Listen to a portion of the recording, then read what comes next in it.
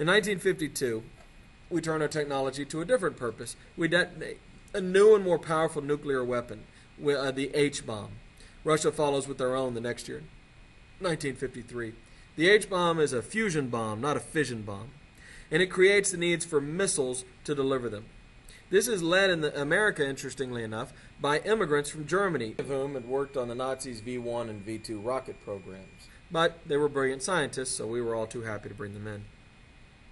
The Air Force will develop rockets that go hundreds of miles, but the dream is to develop one that can go to the other side of the Earth, an intercontinental ballistic missile, or ICBM.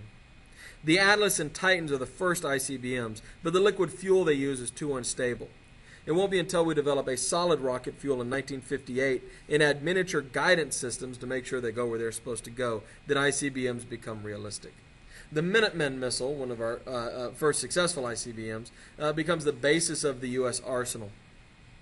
And then we soon developed the Polaris, which is fired from submarines, developed in 1960, fired from underwater, which is kind of cool when you don't think about the nuclear destruction it's delivering.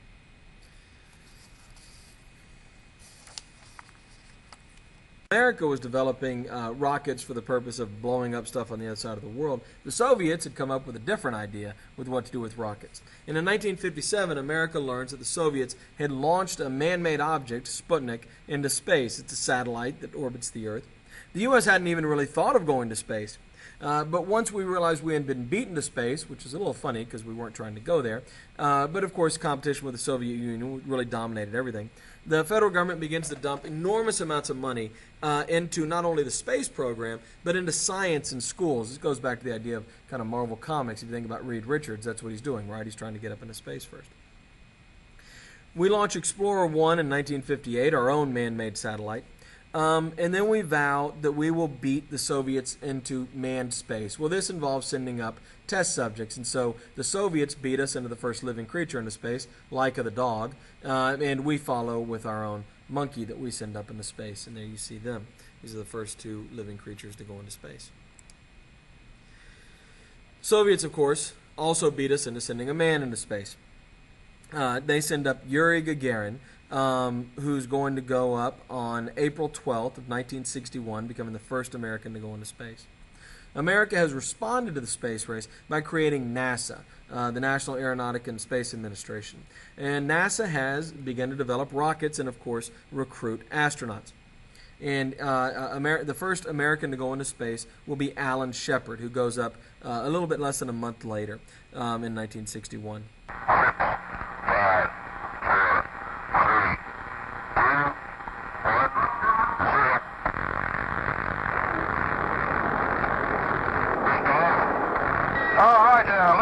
The clock is started. Yes, sir. Reading you loud and clear. Gagarin had orbited the Earth, but when we send up John Glenn about a year later on February 2nd of 1962, and he makes multiple orbits around the Earth, we make a big deal out of this. We say, we're the first one to make multiple orbits. But in reality, we were just kind of desperate for a win, with all due respect to John Glenn. The Mercury program, which was this first individual space flights that went up, will give way to the Gemini program, which are two people going up at the same time. After losing to the Russians in every significant space accomplishment, John F. Kennedy will announce that America will be the first country to put a man on the moon. And to this end, we create the Apollo program. It has its setbacks. On January 1967, 3 astronauts are killed in a ground fire. But of course, it has its great triumphs. And on July 20th of 1969, Neil Armstrong becomes the first human being to walk on the moon. And the whole world watches this on TV live while it's happening. And it's really one of these unifying moments, where were you when, that everybody who was around at the time and had access to a television remembers.